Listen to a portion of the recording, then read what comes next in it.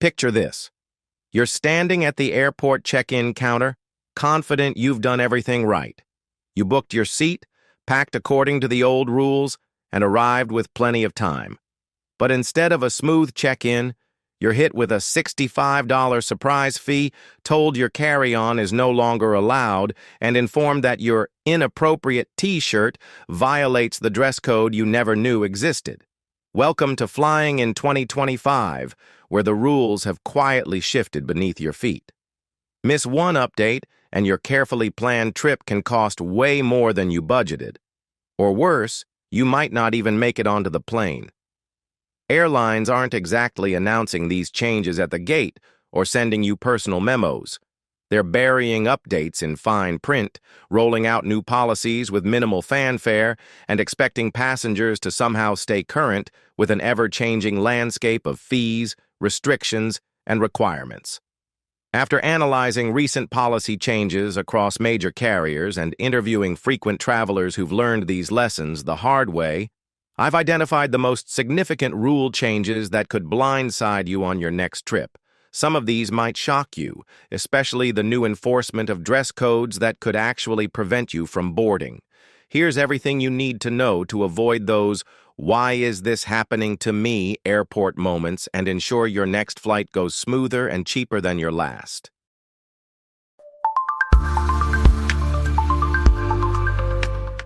Facial recognition check-in. The new reality at major airports. You show up expecting the familiar check-in kiosk experience, but instead, there's a sleek machine silently waiting to scan your face. No buttons, no obvious instructions, just you, your reflection, and that subtle panic of not knowing what to do next. This is what major airlines are rolling out at hubs nationwide. While it's lightning fast when you know how to use it, it turns into a confusing guessing game for unprepared travelers. I've watched people breeze through in seconds, and I've seen others freeze completely, waving their IDs at cameras that don't want anything but a clear view of their face. The technology works by comparing your live image to the photo in your passport or ID that's already in the airline system. When it works smoothly, it eliminates the need to fumble with boarding passes or identification. But when you're unprepared, it creates bottlenecks that slow down the entire check-in process. Here's what's different from traditional check-in. Some carriers are phasing out printed boarding passes altogether. If you haven't downloaded the Airlines app and set up mobile boarding, you might find yourself stuck with limited options. To avoid being that confused person holding up the line, download your Airlines app before you even start packing. Make sure your profile includes updated photos and identification information. If you're flying through major airports, give yourself extra time. 2 hours minimum for domestic flights. Face recognition is fast when you're ready for it, but it becomes a mini crisis when you're not. The future is here, and it's actually pretty impressive when you're prepared, but preparation is key to making this technology work for you instead of against you. Free messaging and Wi-Fi. The hidden perk revolution. There's one change that's actually working in your favor, and it's quietly become standard across most major carriers. You can now text your family "I'm alive" from 35,000 feet without paying a cent for Wi-Fi access. Major airlines have jumped on the free messaging train through iMessage, WhatsApp, and Facebook Messenger. This means staying connected with family and friends during your flight is no longer a premium service. It's included with your ticket. But here's the catch. Those messaging apps need to be installed before takeoff. Trying to download them mid-flight is like trying to stream through a straw. Technically possible, but frustratingly slow. One airline has taken this even further, offering high-speed internet completely free, even in economy. You can scroll social media, stream videos, or send memes at cruising altitude. It's basically turned flights into coffee shops with seatbelts. Other carriers are rolling out interesting perks, too. If you're a customer of certain phone carriers, you might get free Wi-Fi as part of your mobile plan. Some airlines charge $8 to $10 for full internet access, but the basic messaging is usually free. The newest planes are getting dual network systems, which means fewer disconnections and smoother streaming. You'll finally stop staring at spinning loading icons while trying to watch movies. Here's a feature I didn't know I needed until I experienced it. Bluetooth support on newer aircraft. You can pair your own earbuds directly to the seatback screen, eliminating the need to untangle cheap airline headphones or watch movies in silence because the audio jack doesn't work. Entertainment systems are evolving beyond just movies, too. Some airlines now include puzzles, meditation sessions, and games. Others have added Do Not Disturb toggles, so if you're trying to sleep through meal service, flight attendants won't wake you. The bottom line? In-flight technology finally feels like it belongs in 2025. Just don't forget your charger, or all this connectivity magic ends when your battery hits zero somewhere over Kansas. The power problem. Why charging your phone is still stuck in the past. Speaking of dead batteries, here's where airlines are still frustratingly behind the times. You're counting on your phone for everything: boarding pass, ride-sharing apps, flight updates, and then your battery hits single digits at 30,000 feet. On many older aircraft, there are only 2 power outlets for every 3 seats. If one's broken, which happens more often than you'd expect, you're completely out of luck. I've watched passengers negotiate charging time like they're conducting international peace talks. Even when outlets work, most planes still use USB-A ports. If you've upgraded to a newer phone with USB-C, your cable is useless unless you brought an adapter. I learned this lesson on a coast-to-coast flight when my phone died over Kansas and I had no idea if my ride was still waiting when we landed. Here's your survival strategy. Pack a small USB-A to USB-C adapter. They cost about $5 and take up almost no space. Better yet, bring a portable battery pack under 100 watt-hours. TSA allows these, and they'll save you from the charger competition entirely. You can also check your specific aircraft's power situation in advance using the Airlines app or websites that show detailed seat maps. Some planes have individual outlets for every seat, while others are still operating with shared power that creates charging bottlenecks. The newest aircraft are finally getting USB-C ports, but unless you're flying long-haul international routes, you probably won't encounter them. Until airlines finish updating their fleets, planning ahead for power is still essential. Seat selection, the new pricing maze. Picking a seat used to be straightforward. Aisle for easy bathroom access, window for sleeping, middle only if you booked too late. Now it's become a complex pricing strategy, and airlines are holding all the advantages. If you booked basic economy on most major carriers, you're not choosing anything. The system assigns you whatever's left at check-in, usually sandwiched between strangers who've already claimed both armrests. Want to change it? Be ready to pay $15 to $50 depending on your destination and how desperate you are to avoid sitting next to the lavatory. Even airlines that used to be more generous have joined this game. Basic economy passengers no longer get seat selection during booking. You'll discover your fate at the gate and hope you don't end up in 34B. Standard seat selection now costs $19 to $39, and exit rows or premium locations easily run $50 or more. Here's the reality check. That cheap fare isn't so cheap once you add seat fees, baggage costs, and other previously included services. There is one small victory for passengers. Some airlines now let you set preferred seat types in their apps. If something better opens up after booking, the system automatically moves you there free of charge. It's not guaranteed, but it's better than nothing. One major carrier still runs open seating with no assigned seats. You check in exactly 24 hours before departure and hope for a good boarding group. Miss that window by even a few minutes, and you're likely stuck in a middle seat. Later this year, though, they're planning to phase in assigned seating, so the controlled chaos won't last much longer. If you're traveling with children under 13, federal regulations require airlines to seat families together at no extra charge. It doesn't guarantee the best seats, but at least no one's kid ends up separated by 15 rows. How do you win this game? Check seat maps when you book and avoid anything near galleys or bathrooms unless you enjoy constant foot traffic. Exit rows offer legroom but cost extra. If you have tight connections, pay for seats near the front. For overnight flights, window seats on the left side of the plane, away from the wing, are usually best for sleeping. The bottom line, seat selection has become a product, not a service. Plan accordingly. The hidden fee revolution, when included, becomes extra. Airlines aren't just adding fees anymore, they're seamlessly weaving them into the experience so smoothly that most people don't notice until checkout. On shorter flights, those complimentary snacks you used to expect, they're now $10 to $15 for a basic sandwich and not one you'd write home about. This isn't limited to budget carriers anymore. Across the board, extras that were once standard now come with price tags.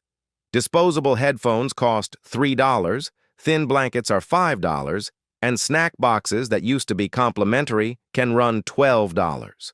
One major exception still offers free water, crackers, and soft drinks on most flights.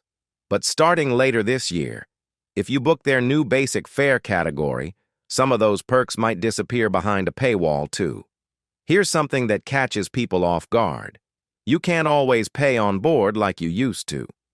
Many airlines are now completely cashless, and some have eliminated card readers entirely. They're shifting to app-only payments, which means if you haven't downloaded their app or linked a payment method in advance, you might go the entire flight unable to buy even water.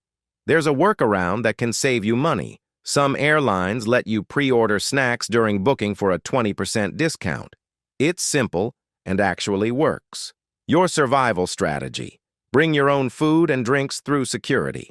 Download airline apps before traveling and link payment methods if you might want to buy anything.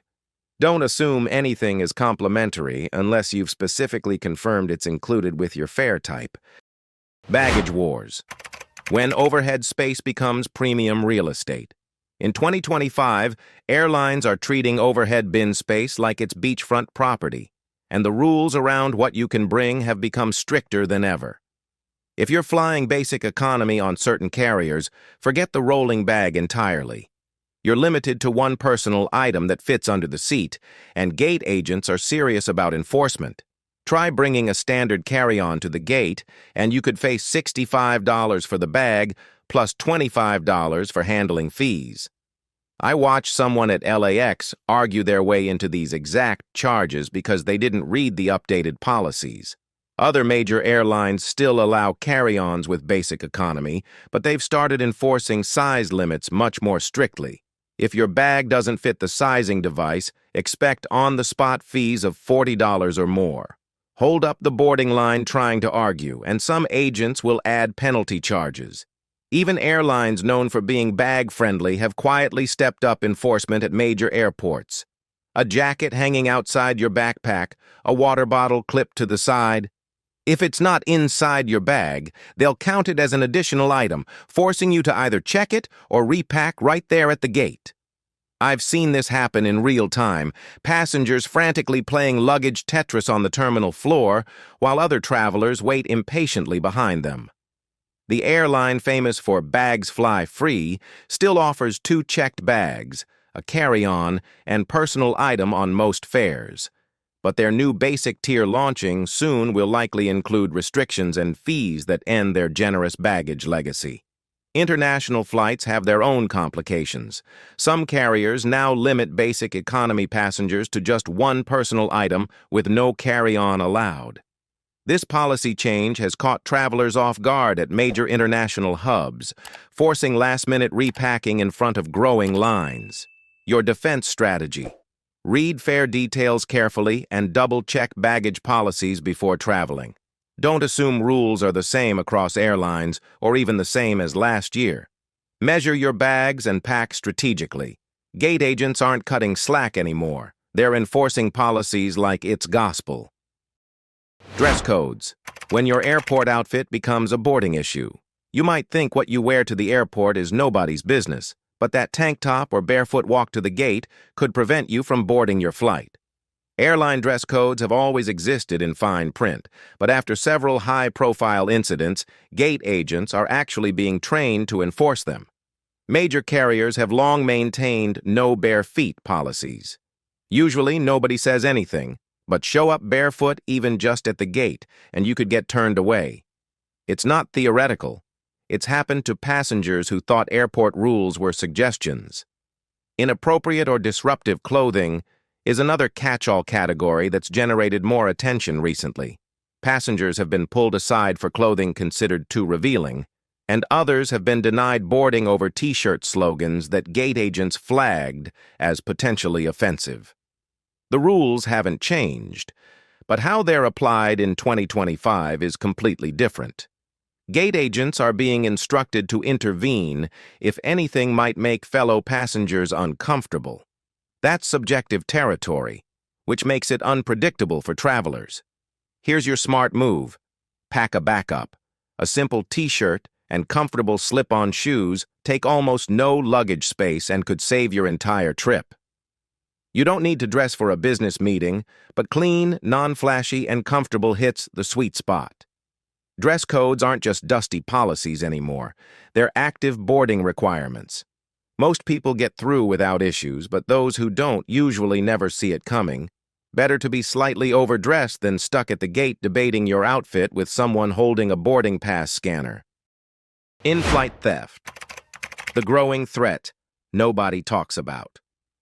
Airlines aren't publicizing this, but organized theft rings are targeting passengers on flights, especially during early morning departures and overnight routes when cabins are dimly lit and travelers are drowsy. Professional thieves are literally booking seats on the same flights as regular passengers. These aren't random crimes of opportunity. They're calculated operations that target travelers when they're most vulnerable. Red-eye flights, packed international routes, and any time the cabin lights go down, create perfect conditions for quiet hands to get to work. Here's how to protect yourself. Where you store your personal bag matters more than you think. Everyone knows to put it under the seat in front of you during takeoff and landing, but once you're cruising, pull it back and nestle it behind your ankles. Anyone wanting to access your bag would have to physically reach around your legs. Not exactly subtle. Secure your belongings with zippers and clips. Small carabiners, zip ties, or even twisted wire can slow down quick fingers. Most in-flight thefts aren't elaborate operations. They're crimes of opportunity targeting easy access. Never put valuables in seatback pockets.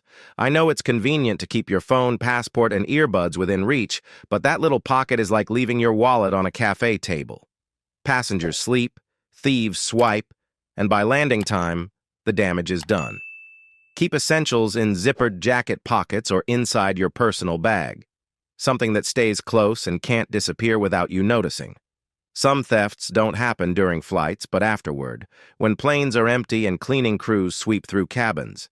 Investigation reports have uncovered rings of airline workers scouring seatbacks and overhead bins for items passengers left behind. Phones, tablets, passports, and jewelry disappear within seconds. Before you step into the aisle to deplane, take 5 seconds to make sure you have everything. That quick check could save you from filing missing item reports and dealing with a lot of regret. Air travel in 2025 isn't necessarily harder, it's just more complex, with more variables to track and more ways for things to go wrong if you're not prepared. But now you have the inside information to navigate these changes successfully. The key is staying ahead of the curve. Download airline apps before traveling. Understand your fare's specific restrictions. Pack strategically for new baggage policies and keep essential items secure during flights. Small preparation steps prevent major travel headaches. Which of these rule changes surprised you most? Have you encountered any unexpected fees or policies on recent flights? Share your experiences in the comments below. Your story could help fellow travelers avoid similar surprises. If you found this video helpful, please hit that like button and subscribe to Journey Tips for more travel insights like this. Share this with anyone who has upcoming flights. These strategies could save them from costly surprises and travel disruptions. Thanks so much for watching. Safe travels, and I'll see you on the next Journey Tips.